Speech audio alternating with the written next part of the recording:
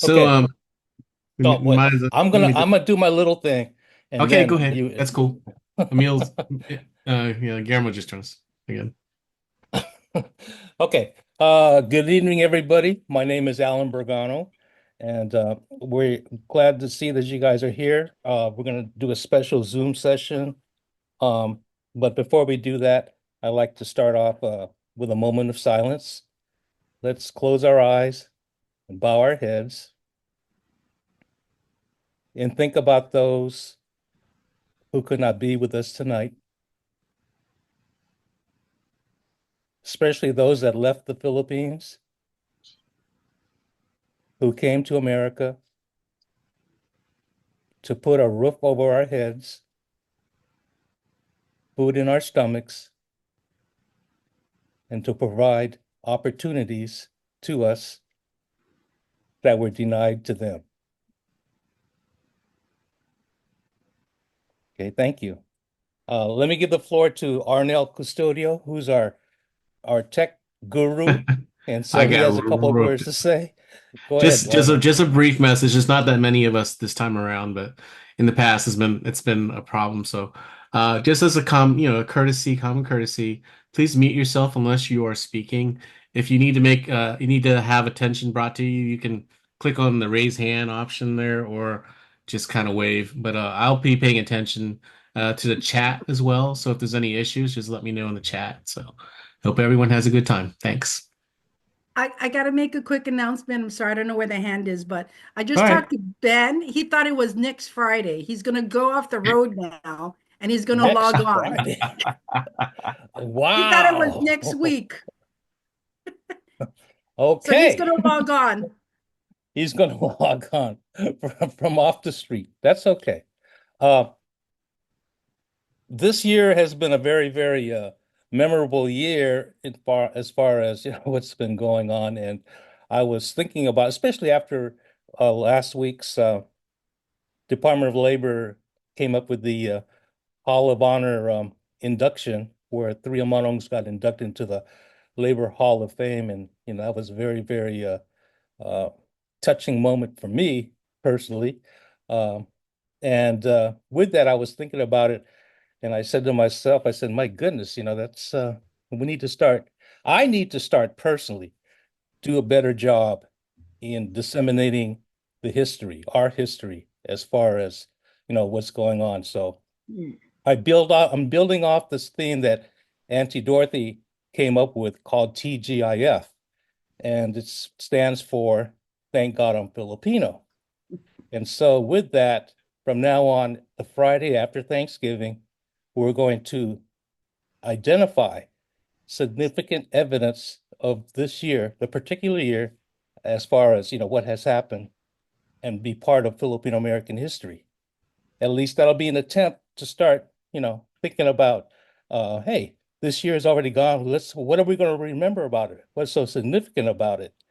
And so, with that said, I'm going to start off with Auntie Dorothy, who came up with the acronym TGIF, and what does that mean to us as FANHS is concerned? So go ahead, Auntie. Uh, Actually, it was kind of a strange beginning. We would hold our lectures even when we were doing the NEH grant on Fridays. And about that time, around 40 something years ago, 40, 50 years ago, the expression TGIF, thank God it's Friday, was really becoming popular. And so we were using the name of our lectures, TGIFs. So thank God I'm Filipino. And well, we decided would be thank God I'm Filipino because of course TGIF.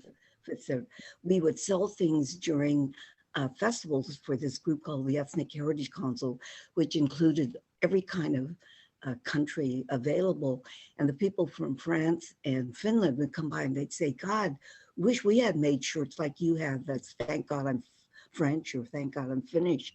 But I said, you still could. What was interesting was the TGIF basically was for our lectures where we would share history, but we do more than that. After a while, I started to go into the oral histories that we recorded. and pull out sections that I thought were really rather interesting, intriguing, funny, dramatic, sad, whatever. And then they were just little bits and pieces. And I decided to have some of the people who are here in Seattle during our TGIF lectures to read these things. And then they became very dramatic. They would dress up and become the person. And the people, we told them, you can't make fun of the accents, but the guys at that time, their accents were spot on. I mean, they just were perfect. And they became the person. Fred became his uncle Bruno.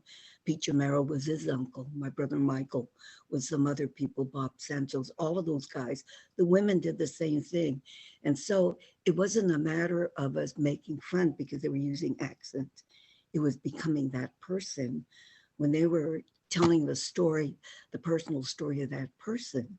And so in a way, I never thought about it, but these people were becoming more Filipino or Filipino at that time, even though all of them were American born. And then there was an interesting thing though, when we started to sell the shirts, and this was out in the public, not in a Filipino function. And a lot of times the people would come and buy the shirts were mestizos. And I was really intrigued. Sometimes they were people who definitely were not I mean, you couldn't tell they were, but I would say to them, are you part Filipino? And they say, yeah. They wanted to have the shirt that declared they were Filipino, even they had red hair and freckles and really fair skin. But it was a declaration of who they were. And so all of a sudden I was thinking, my God, this term, thank God I'm Filipino, really was something else than what we did, just something kind of cute or trendy. And so that was just a brief beginning of why in the 80s we started to push TGIF, thank God I'm Filipino. That's it. Okay. Thank you, Auntie Dorothy, because there's a faction of people out there that thought it was thank God I'm Fred Yeah. in terms of Uncle Fred. But anyway. Okay, I'm going to start this off. And what I did is I started off with some events that I thought was significant, and then we could add on to that. Okay, so let me share a screen here real quick. Whoops. Oh my goodness, what is this? Oh, here we go. Okay, now I'm gonna go kind of like from old to new. So the first event that I identified was February 3rd, 2024, and that happened here in Norfolk, Virginia, the MacArthur Memorial. And what we did is we sponsored the 125th anniversary of the Filipino American War. Now, all of you guys should have this handout, but in case you guys don't know, what you do with the blue thing is you kind of click on it, and then you'll have what's on there. And so right there, you'll see it's about an hour long, where you've got the whole ceremony was placed. We had good representation from our community, including the young people. Then we had some scholars, and then of course, you had the MacArthur people telling their story about the Filipino American War. And what was interesting was the part about how Aguinaldo was captured. And I'll let you guys sift through the video, and you'll see it's very, very interesting on how Emilio Aguinaldo was captured. But what was really interesting was here in December, Treaty of Paris, 1898, December, the Philippines became a colony of the United States. But the Philippines was not represented at that conference. And so in January of 1899, Emilio Aguinaldo wrote the Declaration of Independence. And what was on display was they were able to get a copy of that declaration, and the MacArthur Memorial put in like $7,000 to do the best it can to make it look really good. And that was also on display. That's on display now at the MacArthur Memorial. And so when I first looked at it, I was saying, wow, here it is, Emilio Aguinaldo's Declaration of Independence. So I thought that was really cool. And so therefore, that's why, well, and then another resource I put down was, people don't know what the Filipino American War was. So there's a real good 20-minute version of this person explaining, some of the things that happened during that war. So with that said, that was the reason why I feel that was a significant event. So the way I do it now is I'll just put it up there like this, have some links so people could kind of stimulate. I'm not here to teach anybody. I'm here for you to understand that hopefully you will also do some type of research so that you could see, the significance. And so after I do this, I'm going to open up to the floor for anybody that wants to make comments on that, or Edwina, Arnell, you guys were there at the event, and just say a few words as far as how what you think. Edwina, Oh, do you unmute. want us to comment now? I thought you wanted to go through the Yes, yeah, whole yeah, thing no, and then no, comment. do it now, and then we'll Oh, go back.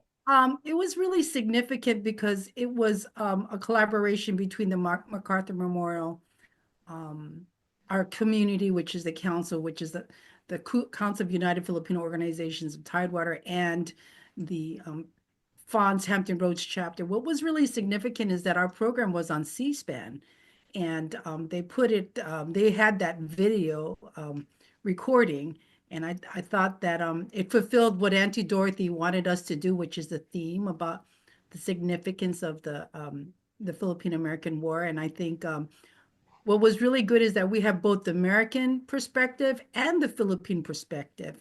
We had speakers through Zoom talk about the experiences and what it was like, and how the Filipinos couldn't really gather everyone because of, they had to go by foot, by land, to gather all the Filipinos. Plus, it was difficult for them to talk to each other because they didn't have a common language. The Ilocanos spoke Ilocanos and the other people spoke Pampanga. And so it was, they gave a perspective about what it was like during that period.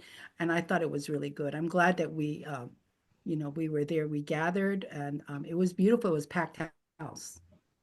That's all for me. Arnell? Arnell, did you want to say anything? I think that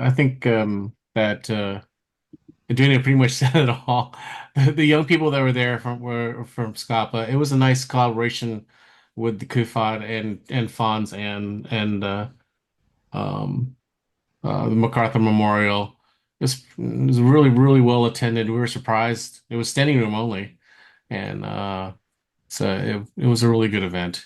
Um, I think Vicky, who just came on, well, I think, were you there, Vicky? I forget. Um, she might say something else on it, but I really have nothing more to add. I think Edwina pretty much well explained the event. Okay. Okay.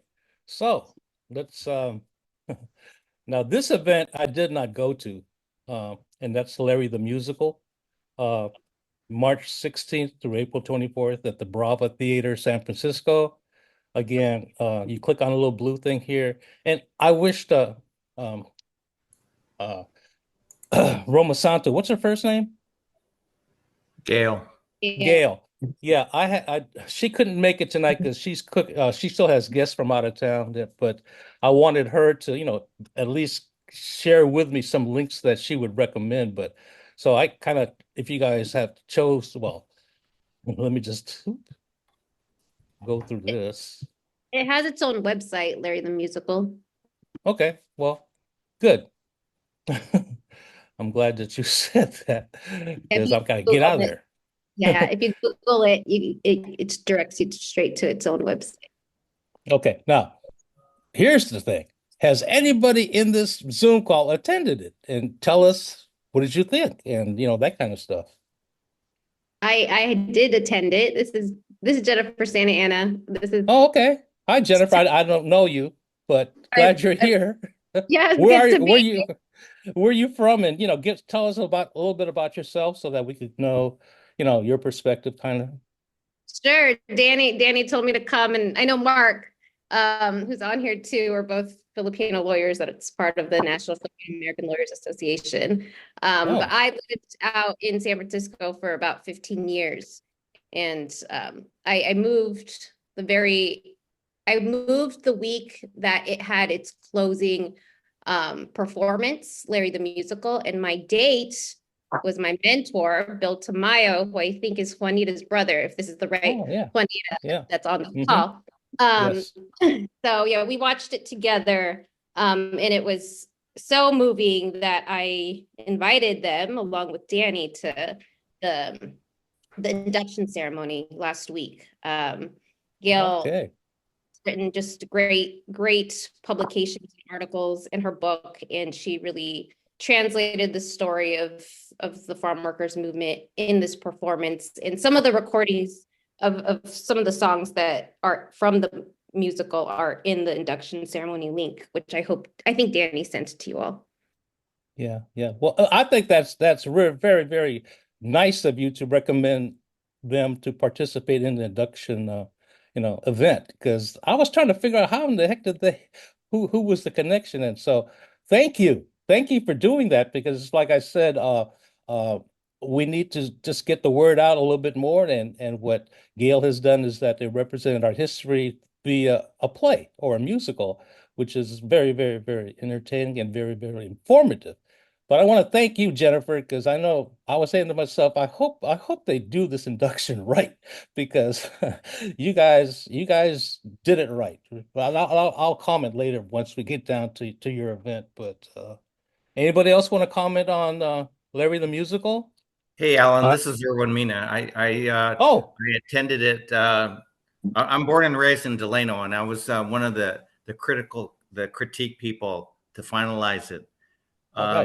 I thought that Gail Ramasanta and the way it was depicted was very, very nice, and it was very entertaining. It was one of the only times that Filipino American artists played Filipino American. So the emotional content was very, very high.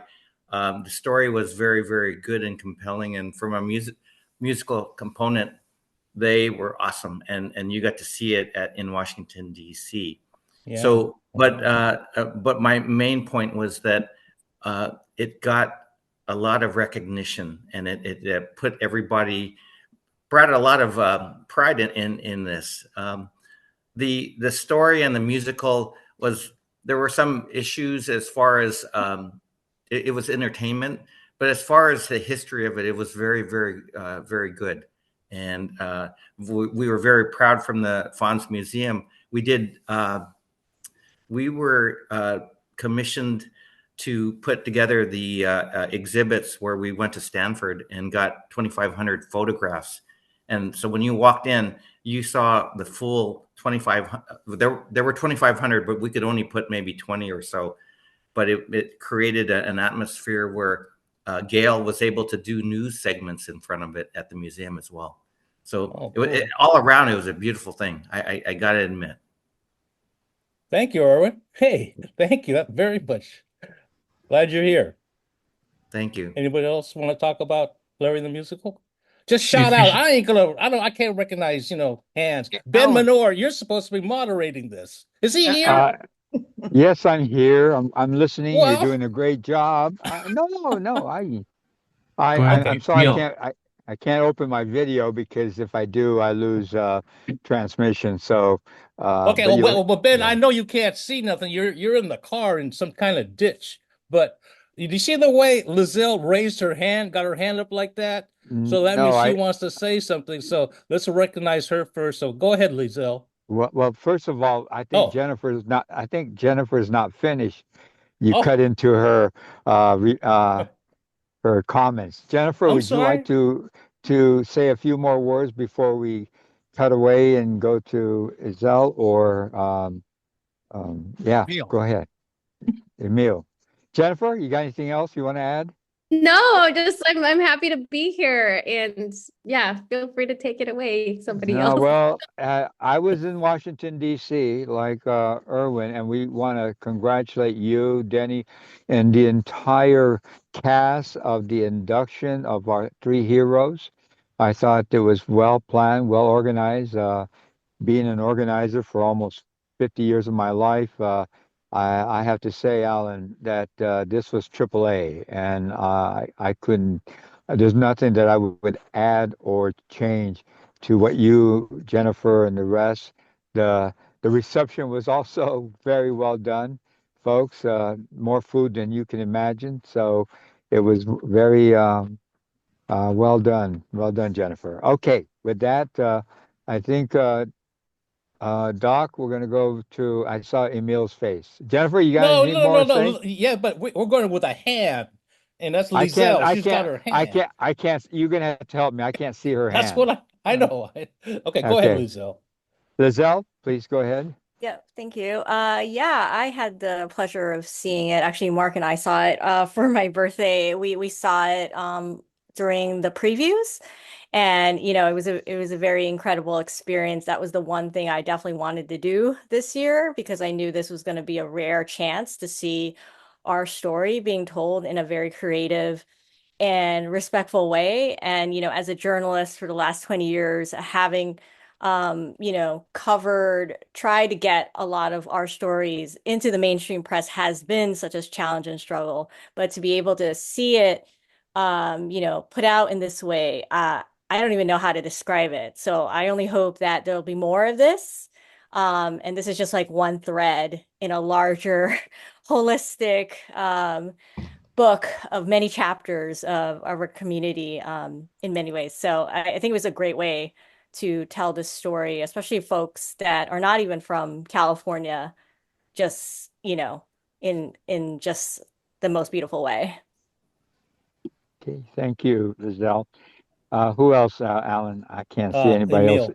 It's Emil next. Emil? Yeah. Go ahead. Hey, I just want to applaud what they did at the Brava Theater in San Francisco. It was a good production. I wasn't there because I was doing my own production of a one-man show that I've been doing since, well, it's been several iterations, but I was at the New York City Fringe Festival doing my Emil Amok, Lost NPR host, Wiley Filipino, vegan trans dad. It's a one-man show. It's a comedy, but it's about history. It's about the history of. I am a direct descendant of a mono. My father came in 1928 and lived through the bachelor societies that he was forced to endure because of the laws of the land. And I tell that story. I tell that story about how, hey, if my father got lucky, I would be right now 95 years old, and thank goodness for that. I'm not, and that's how the story goes. I mean, why is your life the way it is? And I tell it in a one-man show in an entertaining way. But I did it in New York in the Lower East Side at the St. Mark's Theater, and I want to point it out because the Brava Theater is outside the mainstream theater in San Francisco, but it made a difference. It got a big publicity push, and there was great. I mean, they raised money, and it was a big cast, and it was a musical. Musicals are commercial, and musicals tend to be popular.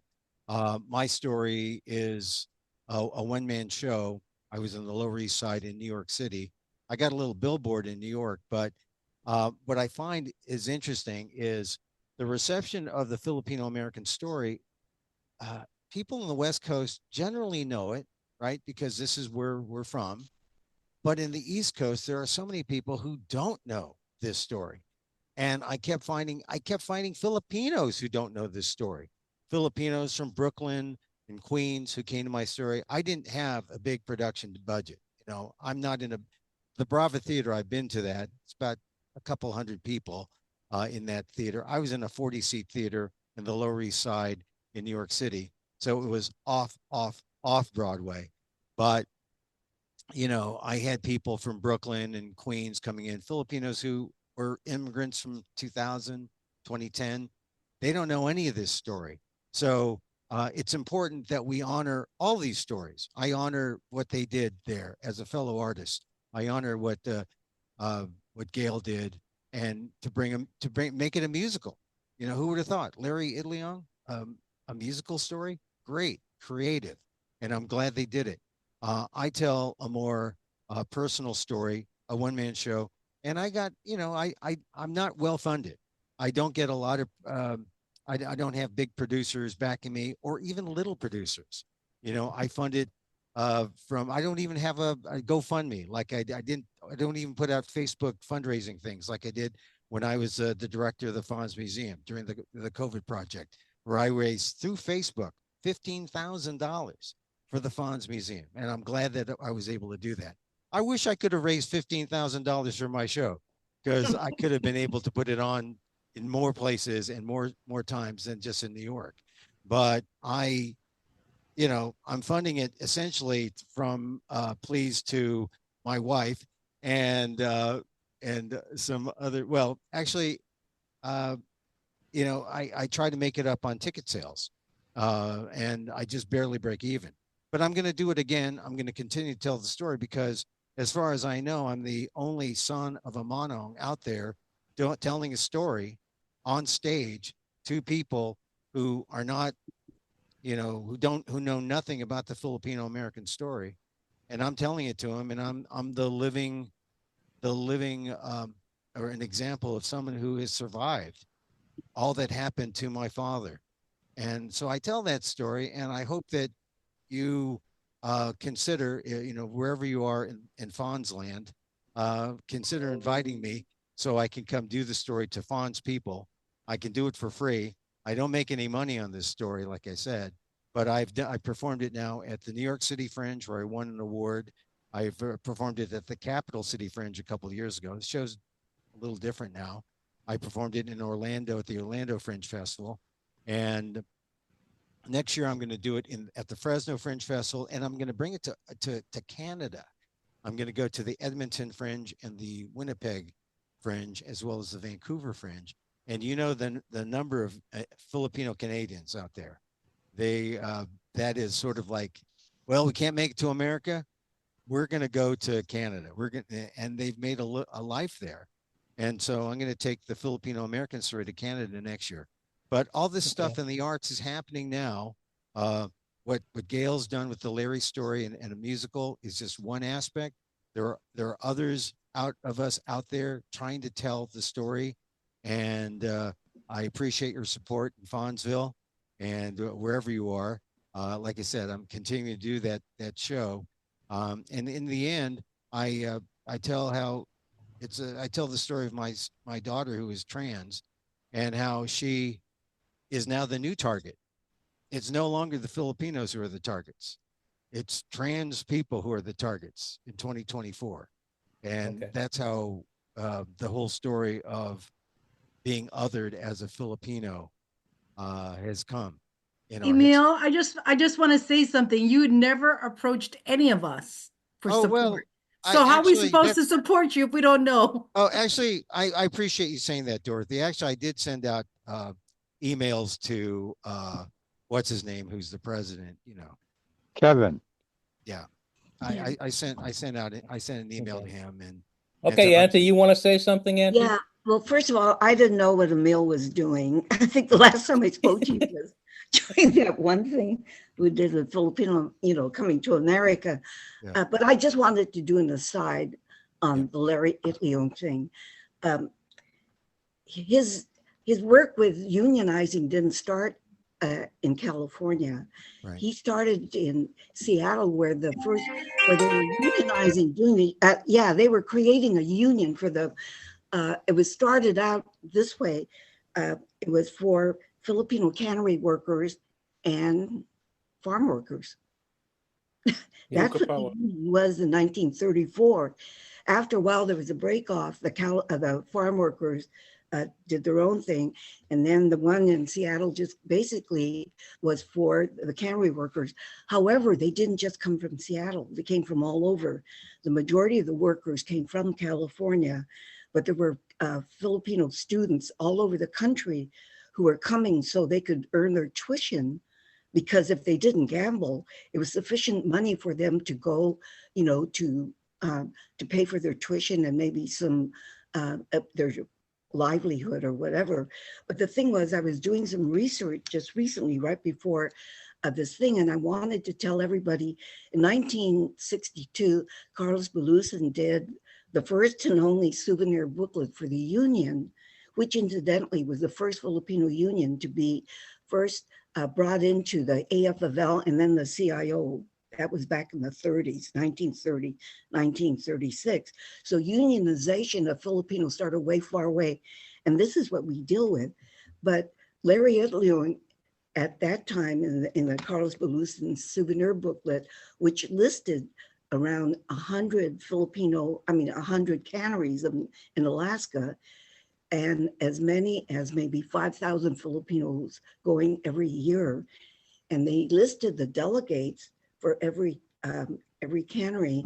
And in 1962, Larry Leon was the delegate, which means he represented the people in his cannery when they helped negotiate with the CIO. And not only that, with also the people who own the canneries. So the whole thing of unionization is a big thing. It's really huge. And then another bit of information, when I'm clearing up my stuff, someone sent me this other thing. At one time, there were over 1,000 Filipinos, not all at once, who worked for the railroads. And I was thinking, oh my God, how could that happen? Then I watched PBS all the time. And there was a time when the African American workers struck and they weren't there. It was a time when, because they worked for the unions, for the railroads, it gave the ones who just came out of being slaves, eventually gave them the beginning of a middle class in Chicago. So they probably then were hiring Filipinos to do to work in the porters or whatever. So these whole things, but they were Filipinos fighting for their rights. And this whole thing, there's so many ways that we could go on these things. The Larry story is one story, the stories of Hawaii, everything else. These were Filipinos fighting for each other. They weren't fighting for themselves. They wanted one-upsmanship. No. Yeah. They started fighting when they first landed in the 1920s. It's not like, oh, let's go on a strike. No, these guys was fighting since day one. But anyway, moving on. Let's go to my next. Wait, Alan, this is Ben. Let me just share 30 seconds because I saw the play as well. Okay. I almost didn't get a chance to see it because as a Filipino, I was being late in reserving my ticket. Yeah, for the next week. You're a week late. I'm a week late, but for those who like Emil and Dan and we're the descendants of the Manos. I'm the descendant of the war bride Manos. And so came here in the 50s. And the first thing I was doing is picking cherry tomatoes on my uncle's farm. Experiencing that was nothing. It was just like it was just a little thing. But when the music came out, the first song, the first sound, all of a sudden, I don't know about Dan and I don't know about Lizelle or Jennifer, but it struck me so deeply. I was embarrassed because I cried through the whole show because the songs riveted what my dad went through and my mom as well because she also worked in the farm. So it was that kind of experience that gave me a deep sense of uh, appreciation of the work that Gail and the rest, and I got a chance to meet the choreographer, the young Batista, talented person. So it was a show that for those of us who were there growing up with our mom and dads, who are the Manos and Manas, truly hit really home in the heart. So that's what I wanted to say. Go ahead, Alan. Okay. Who else? Okay. Next. Hey, Alan, can I just say one thing about the mention about Larry? I think it's good to point out Larry as a thing, but we're beginning to see more and more. I mean, I think the point is there are more and more Filipino Americans who are entering into this realm of storytelling, and the Filipino American story is about to be heard. I mean, you see Joe Coy in the comedy ranks. You see Olivia Rodrigo in the pop music ranks. I think what we're about to see is maybe this is a time when more people will be able to recognize and see the inspiration of Filipino American history and roots in popular culture. And that's a good thing. That's an historical landmark for 2024. Okay. Good point, Emil. Yeah. Okay. Moving on. Moving on. Rolling. July, Houston, Texas. We had our FANHS National Conference. Do you want to say anything about the conference, Auntie Dorothy?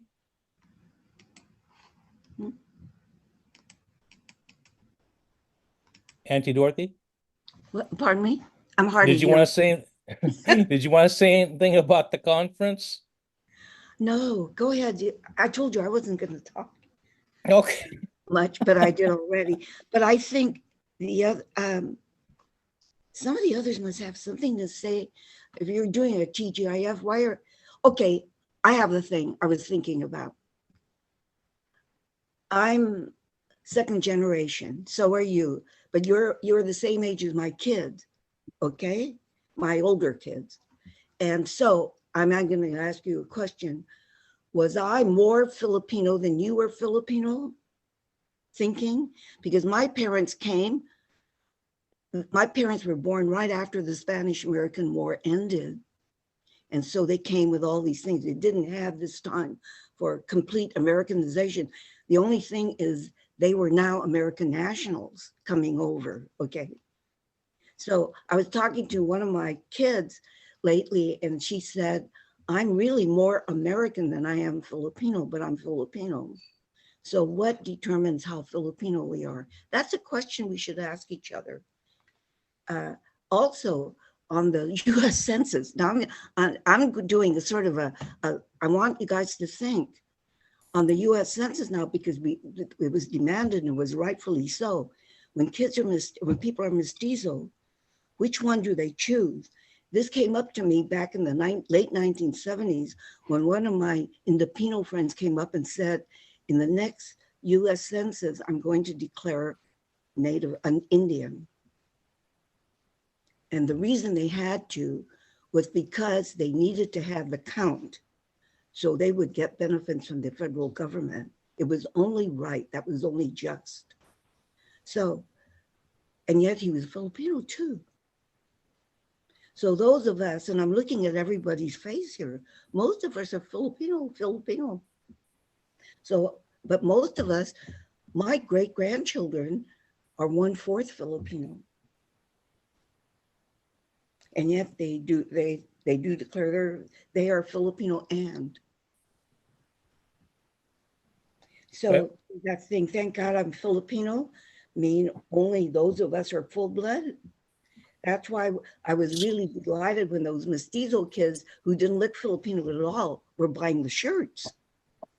You know, so I thought this was kind of like a TGI. Are we? What kind of Filipino are we? Okay. It's thinking, Helen. Okay. Okay, Auntie. Yeah. Yeah. We're just identifying events, Auntie. Later on, we're going to start opening up the discussion to whatever. Okay, so let me get through this whole thing first. Okay, then we can come back. When I was growing up, most of the kids I grew up with were mestizo. The state of Washington did not have anti-miscegenation laws. Correct. It was legal for them to get married there. So I say it was around 15% Filipino. The majority were Filipino other. And yet those kids declared they were Filipino because their mothers were ousted, especially if they were white, once they married a Filipino. We had all of that. Most of my kids, okay, I have 17 grandchildren. 4 are Filipino, 3 are Filipino Mexican. The rest of them are Filipino African American. My great grandkids, the majority of them are Filipino African American. When they go out sometimes to Filipino affairs, they are not accepted, especially if they're from the Philippines, for Christ's sake. Pisses me off. Yeah, so, it's sad. What do we do? Okay, you know, I'm reaching that point in my life now where I've gathered, but I'm a sociologist too. And so how the hell do we proclaim, yeah, we're Filipinos, but do we accept those who are a little less? And yet when you consider, we proclaim the mestizos in this country, because there's more famous mestizos in this country than there are Filipino. Okay, that's a question I like to pose to everybody. We only accept those who are famous and rich. We don't in FANHS. That's what the way FANHS was created. Okay. Okay. I think that's a good question, Auntie Dorothy. But to reflect on our mission today is to establish what were the events. And these events, like Larry the Musical, like getting Chris Galbadon, who is mestizo, to be the first state senator in the state of California. That's what we're going to be talking about. It's the events. Yeah. And Emil is an event himself as well. So you can see the transformation and that the contributions of your children, grandchildren, they're coming around, they're coming about, and they're establishing what they want to be, who they want to be.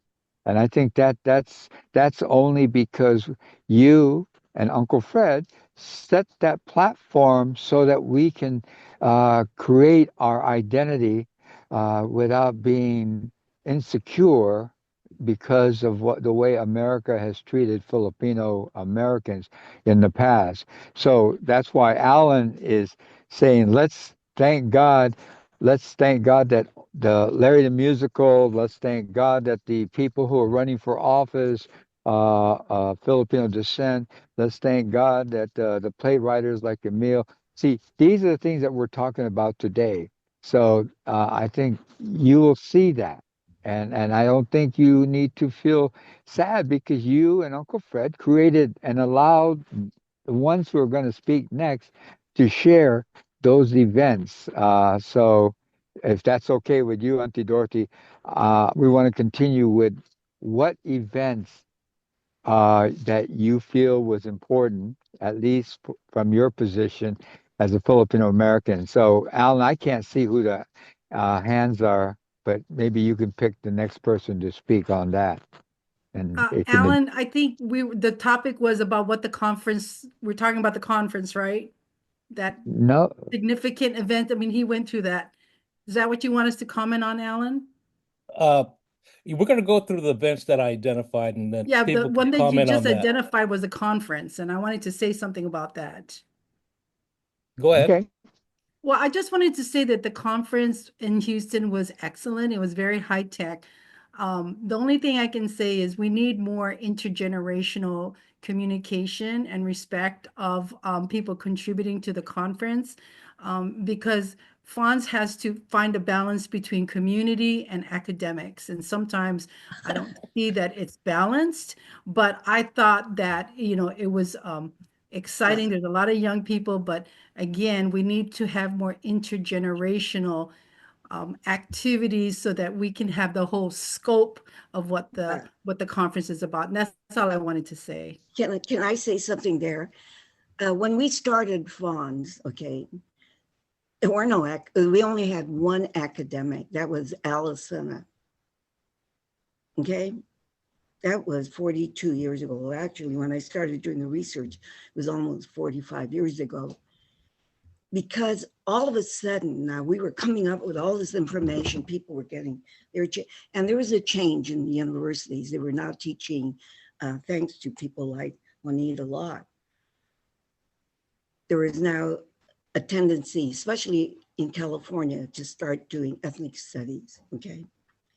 Well, some of the young people in our group were just students. Emily was just a kid, you know, Joni was just young. There was just a whole bunch of them. Eventually, they all became academics. Not all of them, but the ones, certain ones. And so, but they started out as just community-based people, you know. It's really important, and I agree. The trustees should not, and even the balance of who comes to our conference should not just be academic, and it wasn't. It just seems like it's more than it was before. Okay. And the thing is, how do we bring in the other people? Okay, I'll tell you, one of the old timers came to the conference in Houston, and trust me, I'm 90. When I started this, I was in my 40s, okay? Pete Jamero just died. All my peers are dying or they just can't come. Not unless it's local.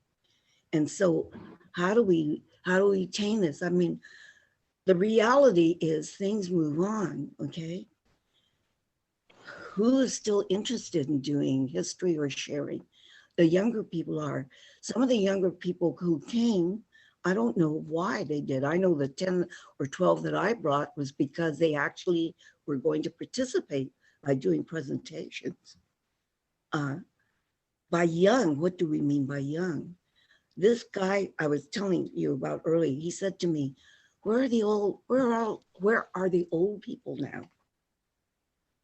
And part of it was, I'm not going to be traveling anymore. I will not be going to the conference in DC. It isn't because I feel out of place. No, traveling is really difficult for me. So maybe we should consider something different, probably have more regional kinds of conferences to allow the people to share their stories too. I don't know.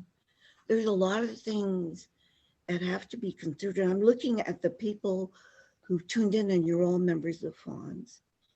And there's a lot of dialogue that has to take place. The way it started was one way because we were one way. But there's time for us maybe to reflect on how we do things in the future. And I was grateful the young people came. But I don't know, maybe I'm talking too much. Auntie Dorothy, I can only say this. We were once young. Dan Gonzalez and I were young when we first joined FANHS Up. We were still in our 20s and 30s. So yeah. The Far West Convention. So we're only saying that, yes, it's great to see the young, but we were there when we were young. So I think it's just a natural progression of generations to be involved with FANHS, and us elders just need to appreciate that there's still another crop of young Filipino Americans filling up the ranks at the bottom of the growth of our community. That's it. Alan? Okay. Moving on. Let's see. What do I do? Hey, I haven't heard from Dan Gonzalez. He Hold was on, one of Ben. We've got an agenda here. Okay. Yeah. Okay. He'll have his turn.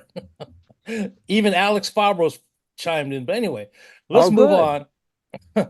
September 28th, that's when we had our FANHS Now Napa event. Again, just click on the little blue thing here, you'll be able to see it.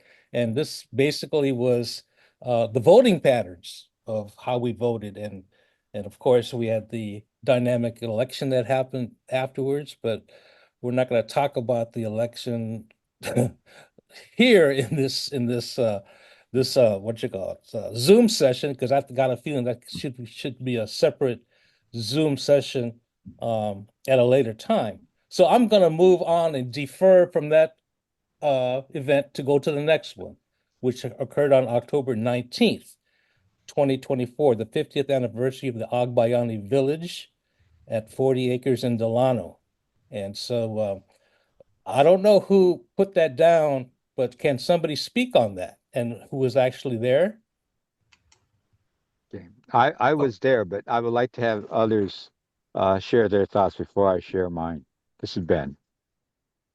Anybody Lisa, else? I can Lizel's got her Lizelle, hand. Lizel's got her hand up. it's Uh, Lizelle. It's it's Lizelle. Lizelle. Lizelle, my I'm fault, my gonna fault. yield the floor to Mark, who was also there, but go ahead. Oh, well, at least that was the reason why I kind of knew about this event.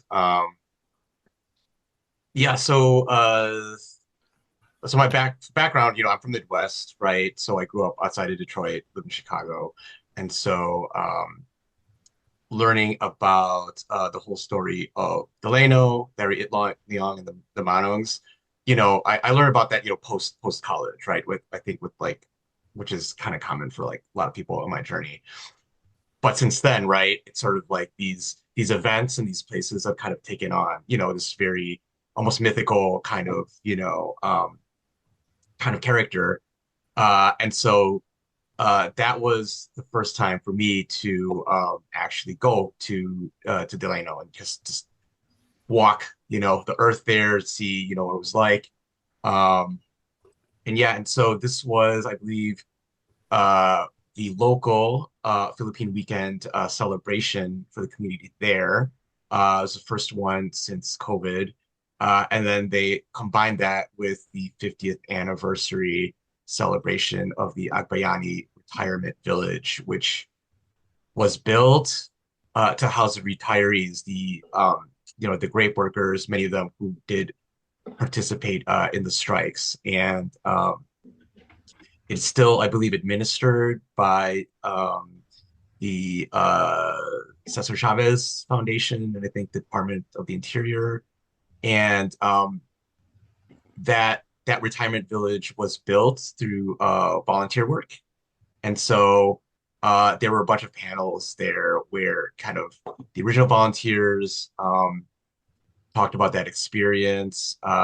There were some original strikers that were there, local officials, state officials, and so that was just really incredible to kind of um, be there. The community is still kind of vibrant. It still exists, right? It's still current, right? And to see kind of that interaction, right? Somebody mentioned, multi-generational, and this was definitely the feeling I got, when I was there. It got to see some folks there, like Gail, was really great. Obviously makes sense that, certain people were kind of were part of that. But I guess I'll also want to append that as well because just 3 weeks later, actually at the beginning of this month, I was in Seattle for uh, National Asian Pacific American Bar Association, and NFALA, which Jennifer mentioned. It was our annual conference there, right? And so, we had some free time, and so we want to take advantage and see kind of the historical, sites that are relevant to us there in Seattle, of course, which there are many. And this is like my third or fourth time to Seattle, so I've been to the archives and all that, right? And so that was so we ended up going to Chinatown, right, just to grab a meal. We wanted to go to Hood Famous, right, the Filipino cafe there, but it had just closed, right? Like we got there too late. And so plan B, okay, we're hungry, where do we go? And so we went to I'm blanking on the name of it, but it's the oldest Chinese restaurant in Seattle, and it's a place where Bruce Lee like frequented, right? So we sit down. It's kind of in between, it's kind of like 4 p.m. So it's like not a whole lot of people there. And they seated us like this corner, we start ordering and there's a gentleman at the table across from us. He's by himself and he's kind of enjoying, his food. And then once our appetizers came, he kind of just turned over and asked, right? Like kind of like, hey, would you order whatever? I think that was his way of kind of initiating because he had offered, would I have a plane to catch, right? Do you want the rest of this, right? That's been untouched, right? Because it's big portions. And we talked about kind of like why we were there, why we were traveling. He talked about why he was there. Then he mentioned he had been Delano like a couple weeks before. All of a sudden, we're like, wait, we were there too. So it turns out this gentleman was Chris Braga. So one of the volunteers who built the village, very active in the movement, and he's spoken to the panels there in Delano. So it was like really cool, like serendipitous, unexpected, follow up to a really great event in California, all the way up in Seattle. And then we just talked for like another hour, right? And he kind of shared kind of his experiences with the leaders, with the movement, with the village, and kind of what he's been doing since then. And then, of course, it was a Filipino goodbye, and so we had to catch right, we had to get on with the evening, but he said, "Hey, do you want to just wait for a moment? Let me go up to my hotel. I need to grab something I want to give to you." And these were two copies of this big poster. It was a photograph of the Monos, right? Of kind of the big players there. He was going to drop it off at one of the local unions, but their offices were closed. So he said, well, maybe you guys would, enjoy it. Of course we did, right? And it was probably almost like it was meant for us, right? Kind of just all the different random occurrences that had to happen for us to, find ourselves at that restaurant, that table, have that conversation, and then walk off with this really, really kind of special memento. And definitely, that was just a great kind of pairing, with the event in Delano. Mark, I think the restaurant name is Tai Tung. Tai Tung, yes, it is. Yep. So I don't know if Lisa wanted to also kind of fill in maybe some of her kind of insights as well. Yeah, I mean, Mark's right. The reason we were in Delano was because of me, because one of my first major stories as a journalist when I was at the Press Enterprise newspaper in Riverside County was this big enterprise story on the Coachella strike that inspired the Delano strike. And that story was published in 2005. So to go back almost 20 years later, to just be at the same place where I was able to talk to a lot of the people there was a full circle moment for me. This is my 20th year in journalism, so it was great to talk to actually, Paul Chavez was there, Doug Adair, who I had only talked to on the phone, who was in my story. I finally got to meet him in person. He was literally sitting right behind me next to Marissa Roy. So like it was just kind of like I knew I had to go once I found out they were doing this.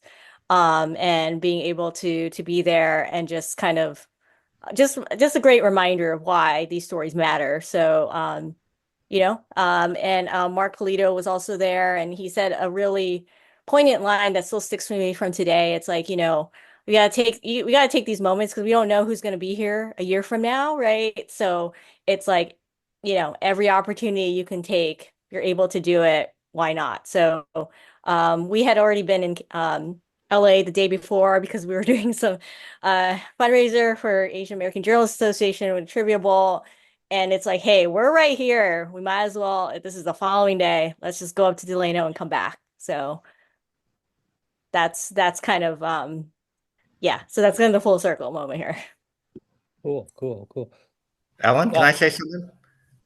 Sure. Alan, I was born and raised in Delano. We had a farm that was about 800 yards north of Agbayani Village. Just to kind of mention to Mark about Filipino Weekend, I was part of the first one. And I grew up in Delano and I went to school with Cesar Chavez's sons. Wow. So a lot of this was kind of interesting and hearing the volunteers that were helped build Agbayani Village. As a kid growing up in a field worker, son of a foreman, Sakata war bride, they were a curiosity. The students would come in on the weekends, hand out their pamphlets, and they would say, "Do you know how hard it is to work in the fields?" And my brother and I would say, "Yeah, actually, we do." But they would leave on Sunday and go home to their universities, and a lot of them crashed my sister's weddings. They were UCLA, UC Berkeley, San Francisco State, UCLA, Sacramento State. But what it did, and you all remember what the encyclopedias were, they were a scaffolding moment for all of us to look outside this little world. For me, it was Delano, but it was also seeing these students. It was allowing us a window that we could become and go to college as well. And that was the mantra for the Monoms in the camps. Again, I grew up in the camps and lived with the Monoms 24/7. So there's a lot of stories that we could talk about in regards to a lot of the things that they wanted us to become. And one of the most important things during the DC event was I looked out there and I saw Kevin Nadal, who was a local. His grandpa was a local Delano guy. He was a PhD. I looked at Mercer Roy. Her grandpa lived across the alley from us, and she was a filmmaker. And then I look at Gail Ramasanta, who's my wife's cousin, by the way, being an executive producer of a Broadway-style play. So, a lot of this meant a lot. And as far as the 50th year goes, yeah, it was hooked on to Filipino weekend, and it was a 50-year anniversary. But for a lot of us in Delano who didn't have much means, we actually used that medical facility for medical, being seen.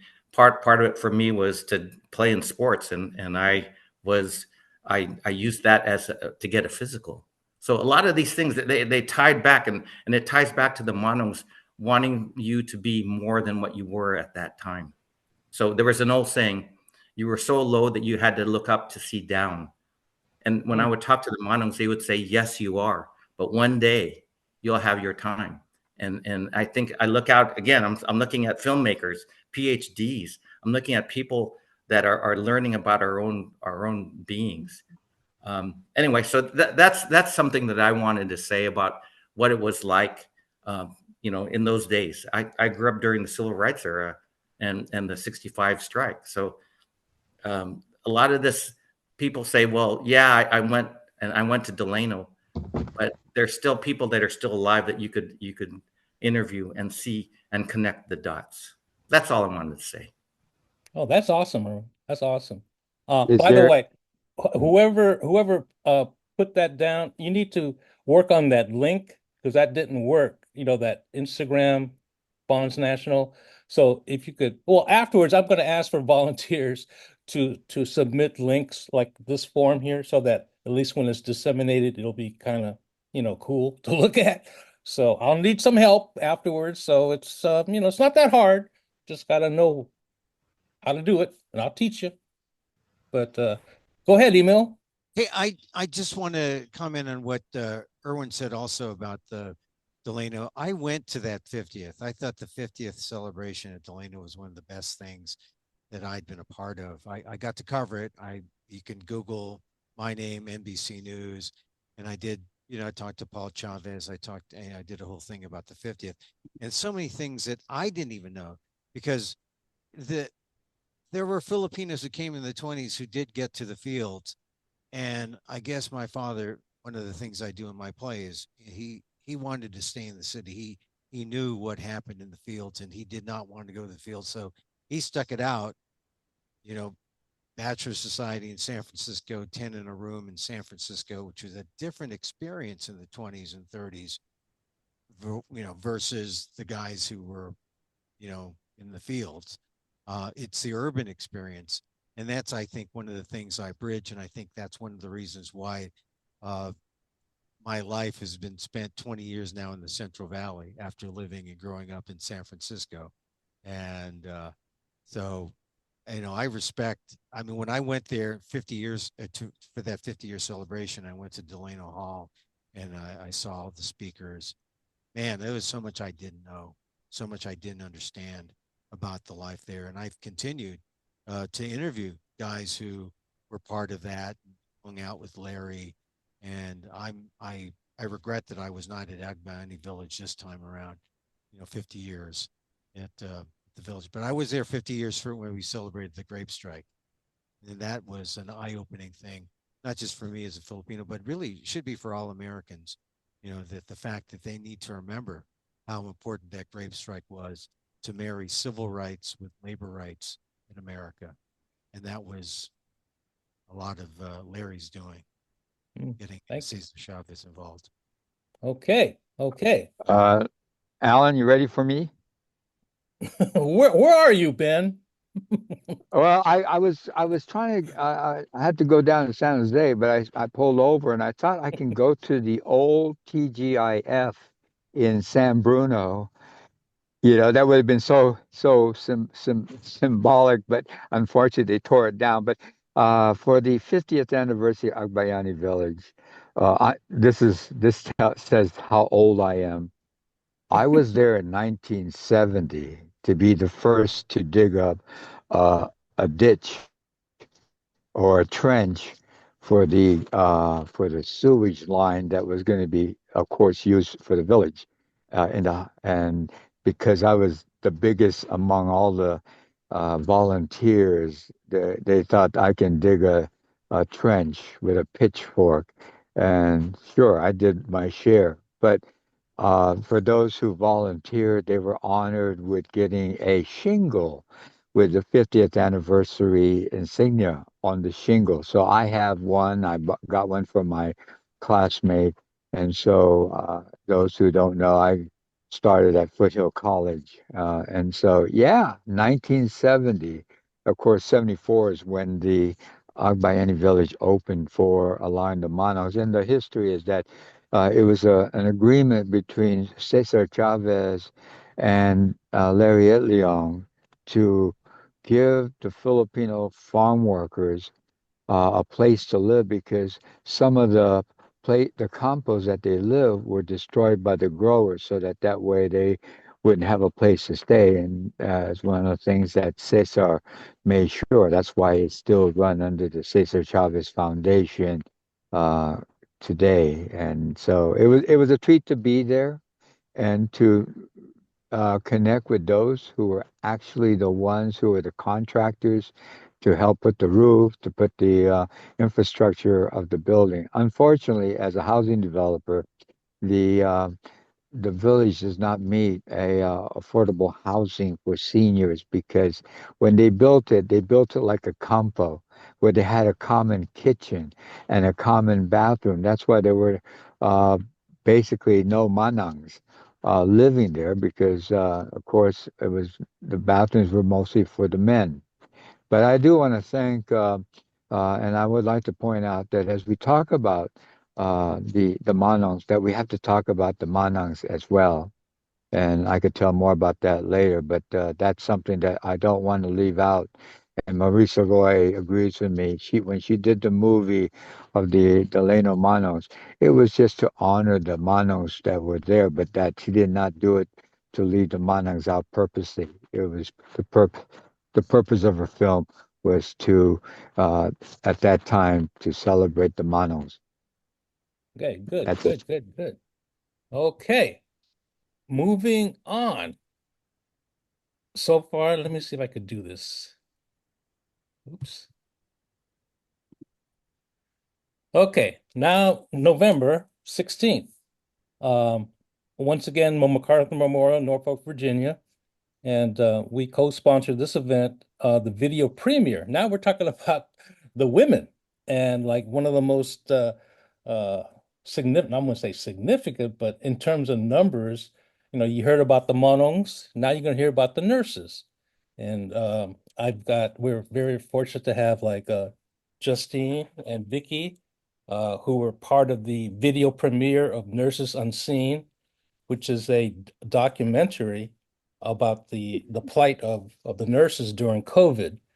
And if anything, the one statistic that I think you guys should always remember this is that 4% of all the nurses in America are Filipino.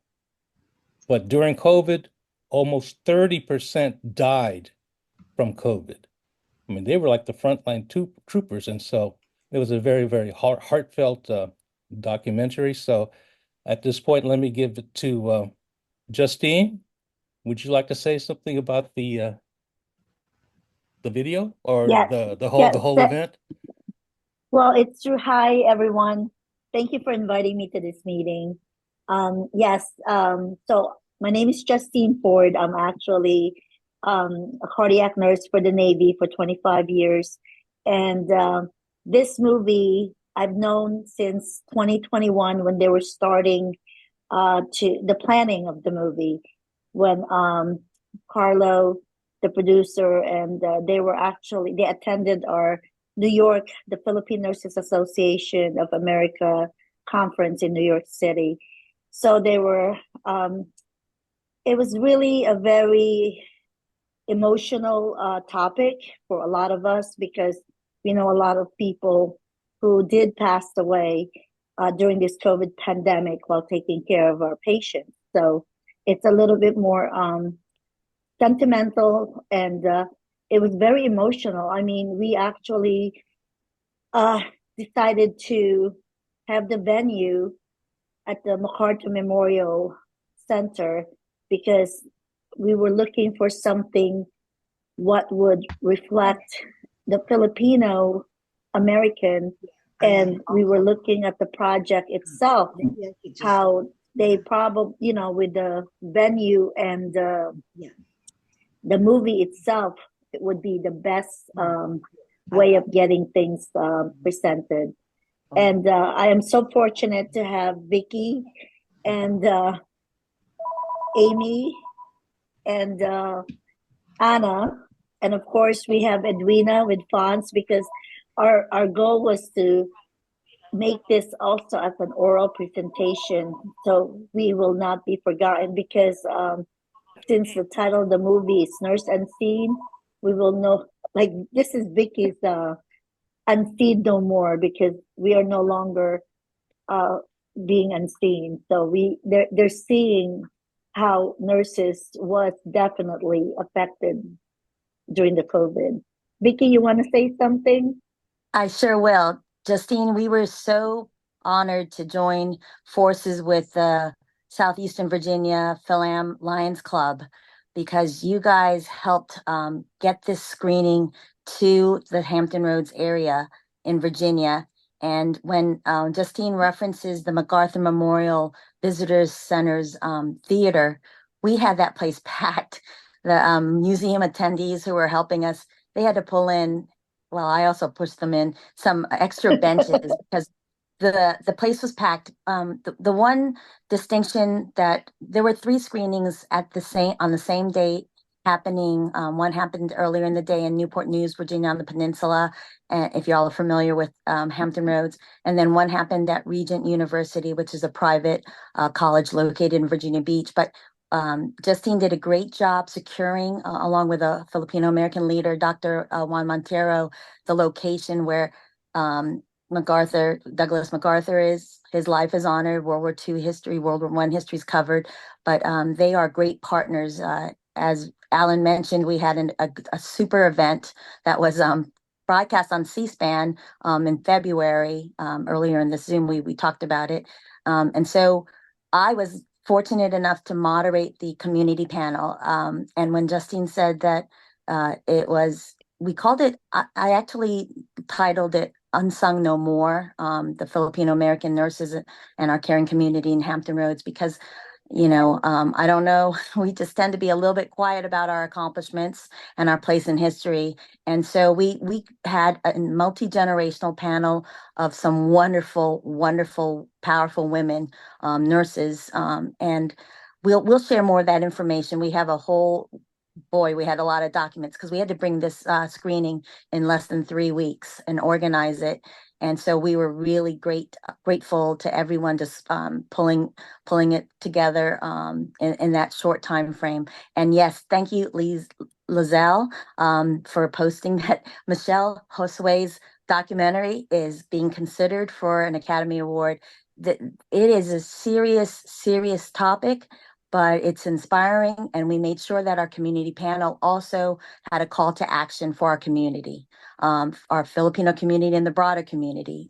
So I'll stop there and let anybody else talk, but we were thrilled. And, we hope to have some more news coming in the spring about a larger community partner who will bring it back so that more folks beyond the Filipino American community will see it and see our place in history. Thanks. Yeah, they had the screening 3 times at 3 different places at the same time. But what made ours kind of more distinguished is that even though the place was packed, everybody paid $15 and there was no food.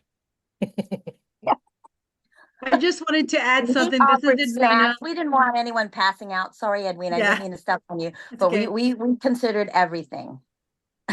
It was 3 Yeah. hours time commitment, so it was great, and people stayed the entire time. So we were thrilled. And Yes. I'll just jump in. A Filipino American news reporter also covered and interviewed the screening and interviewed Justine. Sorry, Edwina, go right It's ahead. okay, no worries. I just wanted to say that this is a great collaboration, and the difference between the other screening is that they provided lunch and the sponsor paid for all the tickets.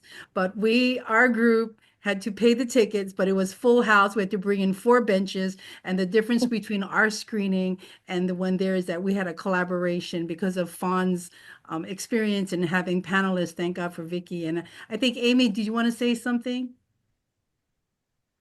Is Amy there or did she log off?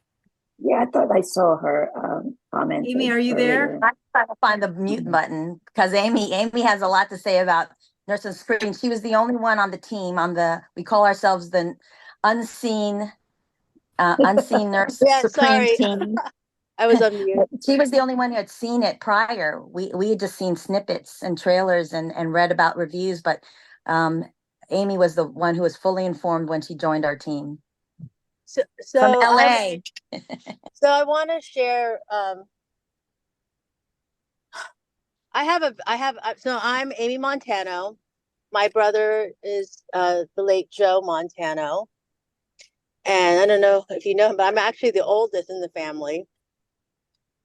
And I was the one who majored in politics first, and I'm from Norfolk. I live in LA, and what I want to say about this movie is that I saw it twice in LA. I saw it twice, and I was so moved by it because I call Michelle and Carlos, they're like the Spike Lees, the Filipino Spike Lees of this generation. This young talent is incredible. And it moved me so much that I had to reach out to my friends in Virginia, and everybody was so motivated also because Justine had mentioned she had seen it before. And what I want to say is, despite the differences between the organizations and some of the challenges, the Hampton Roads area showed their absolute best. You know, they carried themselves well, and we showed that we are a unified community in spite of some of the typical Filipino chismis that we experience. And that meant a lot to me. That for me personally, and to the dream team that helped put this movie together. And from my perspective, it's now 2024, and I remember in 1980 being the only Filipino. It was 1987 that I went to Capitol Hill and did my internship, and being the only American Filipino walking the corridors there. And for it to be 2024 and to be able to have such a voice, and for this to be the beginning of oral history, really a takeoff. I think this is really a spinoff that we can get the younger generation involved. I really think this is the platform that will involve the younger generation, because I think they're hungry. I really do. It's just that the things that we've done in the past are not something that they're interested in. The younger generations have shorter attention spans. So, and I think they like things to come in faster at them and more exciting. And if we can collaborate with FANHS and SIVA and the Nurses Association and the other Filipino associations collectively together, we can really raise the bar and really make a difference in this next decade or next coming of years. So, Amy, you're saying that storytelling in the form of film is a really big unifier. I mean, we had a multi-generational panel and audience. And I will say, Amy kind of alluded to this, but her late brother was the legislative aide. I probably am not getting his title, Joe's title right, but to Senator Tim Kaine. And if you remember that name, he was the vice president, presidential candidate with Hillary on Hillary Rodham Clinton's ticket. But I will say, and I'm just going to jump in, Alan, because we missed an important date. It might have not have been a FANHS HR sponsored event, but we were there in force. It was Sunday, May 19th, when we had our Virginia AAPI caucus travel down from Northern Virginia. They made that big trip to come down to down to little old southeastern Virginia, and they had their caucus meeting there. And it was a Virginia's General Assembly thing. And, it's only eight people, and there a lot of them are Indian, but we have one Filipino, and I guess Irene Shin is Chinese, and there was another Chinese legislator. But we are looking to make sure that was a part of our call to action, that we have more Filipino Americans represented at the local and state and national level, hailing from Virginia. We have a different story than our friends on the West Coast when it pertains to labor, politics, culture, how our grandparents got here. But we are coming along. And someone also, I think it was Dr. Dorothy, Auntie Dorothy, you mentioned the miscegenation laws. Virginia, Loving versus Virginia is something that we need to talk more about as Filipino Americans. A lot of Filipino American sailors had to marry their white wives in North Carolina because of Virginia's laws, and that was a Supreme Court case. So that is something that I definitely have taken to heart, to try to get more of the younger generation involved, because that's part of their story too. So I'll stop talking, but I did want to add the Virginia AAPI Legislative Caucus at the Philippine Cultural Center in Virginia Beach, Virginia, which is the oldest one, I think, in the Southeastern Board. Am I giving correct history? I'm sure someone will jump in and tell me if I'm wrong. But anyway, thank you. And we're also looking forward to the 25th anniversary of the PCC, the Philippine Cultural Center, in June of next year. Alan, this is Ben. Is there any link to the trailer to this movie? Because I really don't. I understand the situation with our nurses, but is there a trailer that gives a better Ben. visual? If you check your email, Ben, it's right there. Thank you. Okay. Oh, right. And our last event that I listed here. Let me get this down. Oop. Department of Labor. And this is really one of the reasons why I wanted to do this TGIF thing. And see, in 1992, Monong Philip Veracruz was designated the initial honoree for the Asian Pacific American AFL-CIO union thing. And which is really huge. And so when I heard of that, I said, look, Edwina, let's go attend it. And so the Filipino community had a pre-event honoring Monong Philip. And the thing is that when we entered the room, the whole place was crowded. But there was this table there, just Monong Phil and his wife, Debbie, was just sitting there by themselves. And I said, what the hell? And so I said, Edwina, I need to go over here and talk to Monong. So we went there, I talked with Monong Phil. He wanted to know, I was telling him how proud I am. He represented the Monongs, blah, blah, blah, blah, blah, blah. And he asked me, what am I doing there? And I said, I worked 10 summers in Alaska, and mentioning names that he knew. And we were sitting there and for about a good half hour. And when you talk to a Mono, we were holding hands. We looked at each other's eyes, and it was just a moment that I said to myself, you know what? It's true. On the East Coast, the history is really not known that well. In fact, that's one of the reasons why Edwin and I are involved with FANHS, is to set the record straight. There's so much misinformation as far as what's out there. In fact, I remember my big reason I got involved was when they had that one Philippine president, Gloria, was it Macacabal, back in the mid 80s, she was president. And she made a speak in Washington, D.C., and was talking about how Filipinos are so much better than the ones that came in the 1920s and 30s. I said, wait a minute. Now you're talking about my dad and my uncles and my roots, And I said to myself, you know what? We're going to start a FANHS, chapter, set the freaking record straight. And so we were known, I was known to head this organization. They were calling it the Filipino American Hysterical Society. But you know what? That didn't faze me. They just got me more motivated to say, okay, I need to do something and take it personally. If I can't do a better job, then that's what was inborn in me. You talk about hard work. This is hard work. You go out there and you do stuff that needs to be done, outside my job description, because this is who I am, and that's the one thing that Philip told me, was that you just don't represent yourself. It's all about your family, your community. And if you don't stand up, somebody else is going to tell the story.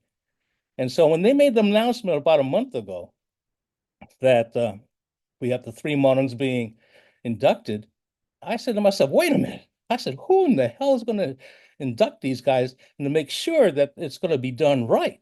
And so I did the best I can. And so I emailed, and I came across Daniel Pascal. I said, who in the hell is, I said, I hope he understands, that we got to do this thing right, And so I emailed him saying, hey, I hope that, these models would be done right, be done right. Then Ben Manor, Ben goes, hey, Ben, you need to go over there. So we bought a ticket for Ben to go to attend the induction. And lo and behold, when Daniel showed the live stream of the induction, it's there in the that heading there on November 20th. And that's, thank you, Daniel, for putting the whole show out, because at first, when they put it out, there was just a 12-minute segment of is it Sue? I can't remember her name. It was Acting Secretary Sue's comments only, and then we were able to get that. Yes. And so I said, is it possible, Daniel, that you could put out the whole induction ceremony? He goes, no problem. I said, oh my God, we got a brother in there. I was going, yay. So I just wanted to say, that's why we've got people in DC now that are, products of the Monong generation that they're going to do it right. And I'm pretty sure Ben would attest to, I was very, very proud, Daniel. So at this point, I'll just quit. I'm going to let Daniel and then Jennifer, I have not met. Yeah. And so let them say a few words, but I just wanted to put it on the record, we're on tape, that you guys did us proud. Thank you very much. And I'll just say this, and Jennifer was a big part of the planning and the execution of the program, not just the Hall of Honor ceremony, but the merienda that was afterwards, and the community groups that organized and provided us a meal and open forum for people to speak. And actually, Uncle Ben Minor spoke there as well. So, Jen? I thought you were going to say more, Danny. Oh. But yeah, Danny and I were partners in crime to this thing, like for, I don't know, it was a project of ours for over 2 years, I think.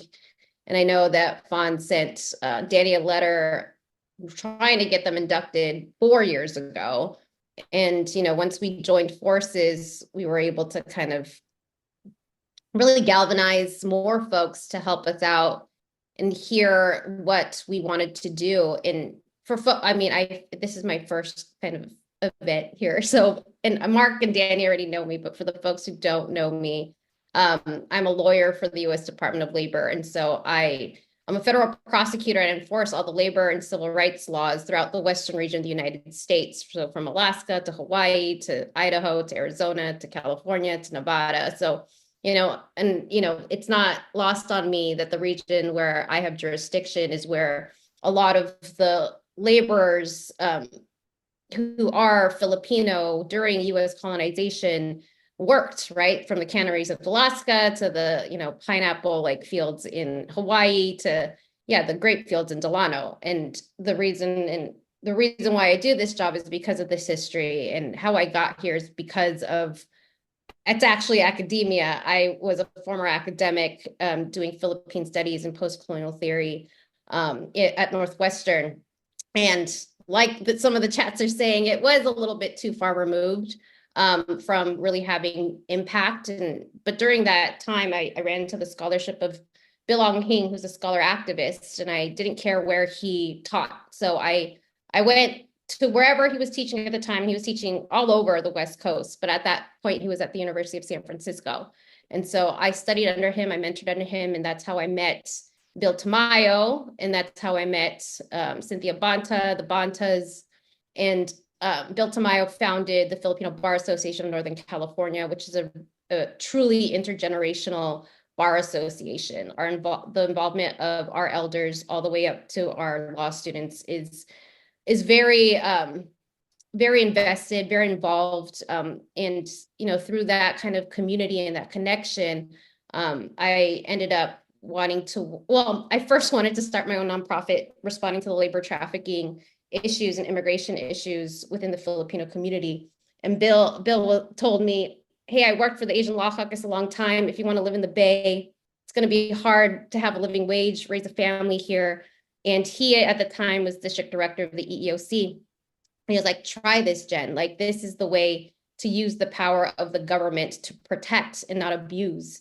And so through his guidance, I landed a job that I am very passionate about as Danny's lawyer at the Department of Labor. So it's not just wage and hour that I represent. I represent client agencies like OSHA, so occupational safety and health. I know that we're talking about Anakbayan Village. Like one of the cases that I'm just working on is safety and health in a residential housing construction site where a janitor died, right? And so from that to MSHA, mine safety and health, to EBSA, your employment benefits. So those are the kinds of laws that I enforce and bring to court. If my client agency like Danny can't settle these cases, then our client agencies do a great job in resolving cases, but when worse comes to worse and they can't do it, they go to their lawyers, and that's me. And no, I know this is recorded. I am talking without my government hat on. I'm using my community hat, and I always need to kind of be clear on that because I remember my federal legal ethics that I've been trained in, so I just wanted to share that. But yeah, that's how I came to the department, and that's how I'm so happy that Danny and I really just met each other, really, started this brother-sister relationship throughout this whole thing. And, through it, created hopefully an induction ceremony that was really true to our community's hearts. It wasn't a kind of a shallow representation of history, but rather something that has truly influenced us to do the work that we do. Okay, yeah, go ahead, Daniel. You need to go a little bit more elaborate as far as how significant was this event to you? Let's answer that. Okay, so I did speak on the 18th, right, at the other FANHS meeting, and it was as Jen mentioned, and this is there's a few new people on the call. Back before COVID, I was in our national office, and the funny story is that I got lost in the building because it's just a huge building, and I came across the Hall of Honor. And the Hall of Honor is this beautiful list of inductees over the years that have been, placed in history, like Cesar Chavez, Dolores Huerta, the Chinese railroad workers, and so forth. And so I was looking at the names, and I thought, oh, this is really cool. But then it sort of struck me that, there are no Pinoy names on this list. And how can that be? Because of all the stories that I've been told by my elders growing up in the San Joaquin, Sacramento Valley. And so I just, remembered that. And so I came back home to LA, and then it wasn't until right after COVID, um, I started thinking about it. And I was like, you know what? I wonder how we can push this. And so I looked on our website online for the nomination process and so forth, and it actually wasn't there. So then I had an idea. Auntie Luna Jimero, who at the time was a board of trustee for FANHS, I contacted her and I said, Auntie, here's my thought. I'd really like to try to get the three inducted into the Hall of Honor. And so FANHS at the time wrote the first letter, and they had a number of people sign it. We sent it up to the national office, and nothing happened. And she would call me like a month later, 2 months later, hey, what's the status? Filipino American History Month's coming up, and I felt bad because there was no movement and I couldn't, figure out where it was. So fast forward, I was on a call with Jennifer and a number of other DOL employees, and it was a planning meeting for Filipino American History Month. And I think Jen said something about the Hall of Honor, and I was like, hey, I had the same idea, right? So then I messaged her later, hey, can we talk about this? Because I think we're on the same wavelength as far as getting the three inducted. And that was a number of years ago. But it wasn't until we partnered with an affinity group within the Department of Labor called Asian Pacific American Council. And from there, we decided as a group, if we're going to try to do this, we need to go big. We need to reach out to the community. So we reached out to everybody. In return, I want to say we got 20 to 25 letters of support, different organizations from across the country. And so once we compiled them, we submitted our memo to the national office, and it was such a great package that once they reviewed it, Julie Sue, the acting secretary, it went through the process. And on Larry Itliong's birthday, October 25th, I got a call from our national office, and they told me, hey, it's going through, and we need your help to plan the event. So that's when I got Jen involved, and we were able to put it all together. Wow. Yeah, that's awesome. It's like I said, I was really concerned as far as how that's going to be presented, because I didn't really want it to be kind of ceremonial. Oh, this is, da da da da da da. He did this. End of story. But you guys really made it great. Ben, you need to tell everybody what you saw. Ben, are you grabbing a sandwich or something? I will tell you this if Uncle Ben doesn't get on. So, planning the meeting, planning the induction ceremony for November, I was really concerned about the weather, and that we wouldn't get a number of people to travel. But we were at capacity. We had 300 people there. I don't know if you can see it in the video, but every seat was taken. There were people standing up on the sides. It was an amazing event. We sort of stood up at the stage and looked out, and we had to take a deep breath, like this is really happening, and just taking it all in. Yeah. Okay, go ahead, Ben. All right. Well, congratulations again to yes, Daniel and Jennifer and the team that put the Hall of Honors for our three heroes. But I'll just give a simple acknowledgement. I have been to many, many, many events, including White House, including the Malacaña Palace events and so forth. And I just want to say to you, Dan and Jennifer, I have never seen such a class A event in a long time, and especially for us Filipinos, including ethnic minorities. I've been to other ethnic minority events, and you could feel the tokenism that is given to the group that's being recognized. Well, trust me, Alan, I felt honored. I felt like I was being treated like a first-class citizen, that we have been treated for such a long time in these United States.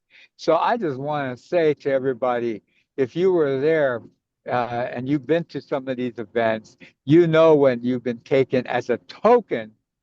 Well, this one was for real, as the Hawaiians would say. This was real, and I can't thank enough uh, the interaction of everybody there. I mean, you could see everybody was on cloud nine. I mean, nobody could believe that. Is this really true? Is this really happening? And so, congratulations to Interim Secretary Sue, because, well, of course, it starts from the top. And I think whatever she said to you, Daniel, and Jennifer, do it right or do it, give us the best show. You did. You did it. As Alan said, you made us proud, but so much so that I don't know if anybody could ever top off what you two did and the rest of all your colleagues.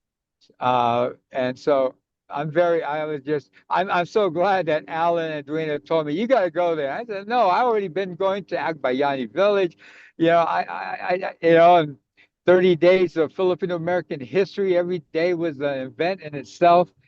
And so Alan told me about what happened to him and Uncle Philip Veracruz. I said, no, you got to be there and make sure that that doesn't happen again.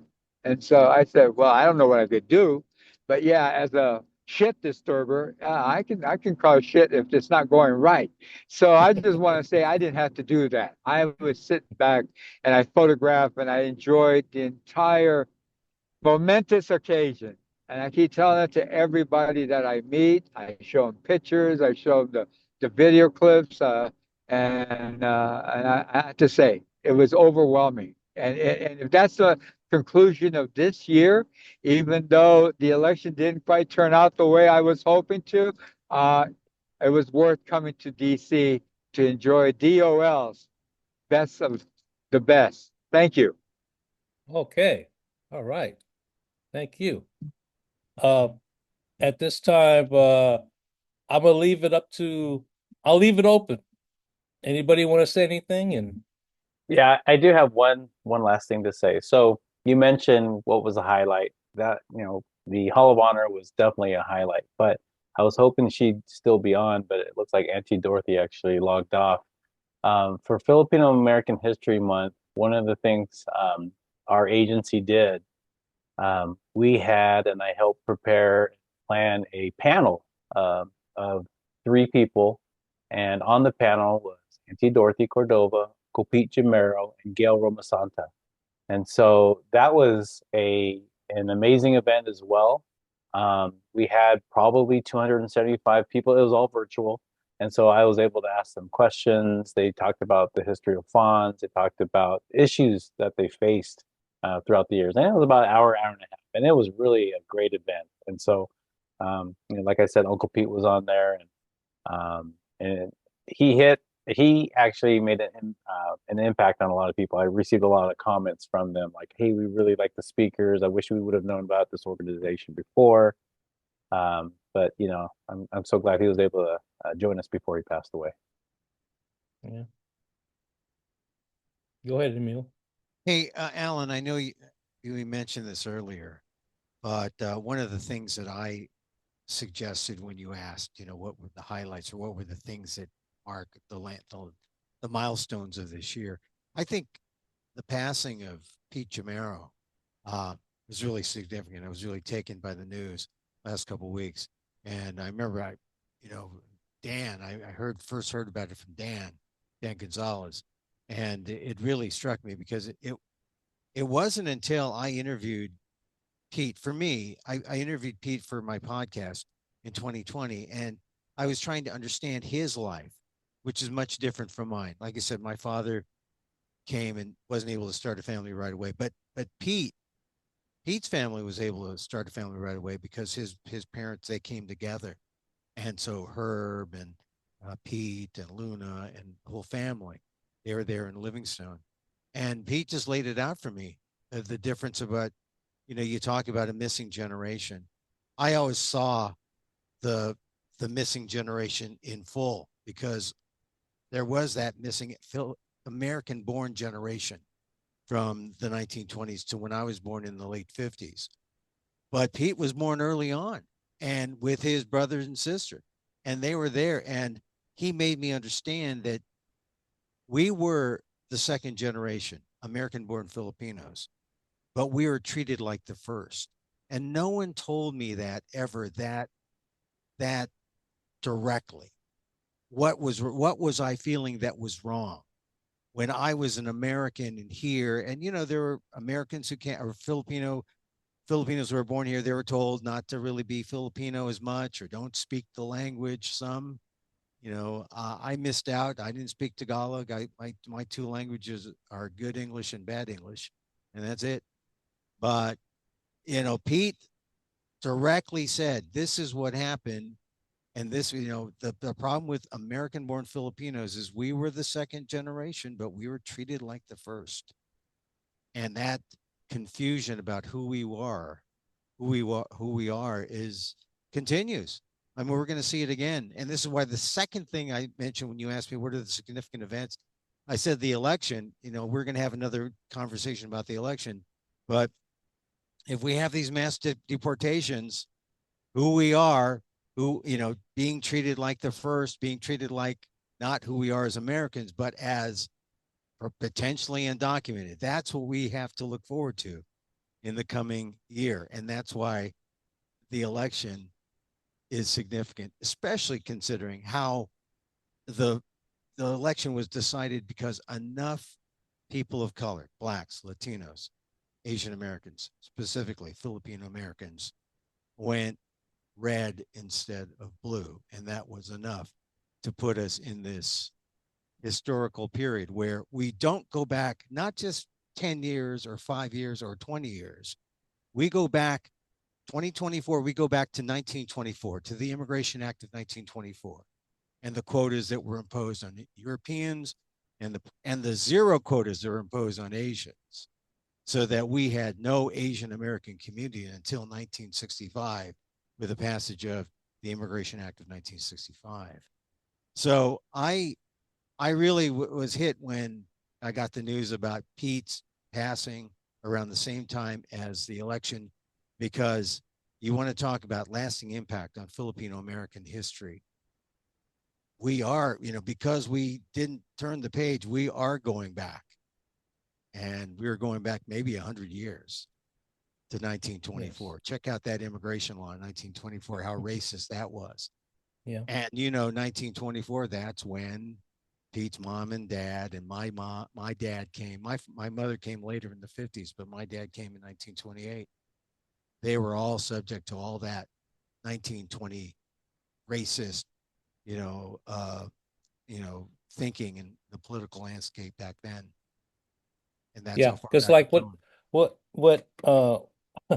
we're gonna do is probably have a separate thing for Pete, Hmong Pete, because that he really deserves that. But I'm gonna turn the recording off, but we could stay online. But essentially, like I said, this is the first time we've ever done this, TGIF, okay? And I thought of this on Monday, and Ben was supposed to be on here to help me, I'm sorry. And he thought it was next Friday. So I just would anyway, I just want you to know that you guys, I really appreciate you guys showing up. Everything that was said tonight in this show, that was quality stuff. I mean, this is no presentation, no footnotes, no, PowerPoint, blah, blah, blah, blah, blah. This came from the heart, And that's that's to me, that's my kind of people. You guys are my people. But let me turn this. Just want to say thank you for showing up. But let me stop the recording right now. Wait a minute. Why? Oh. No, keep it on, because there could be some nuggets of people sharing additional insight. I'm gonna have a second recording. Okay. Okay. Go ahead.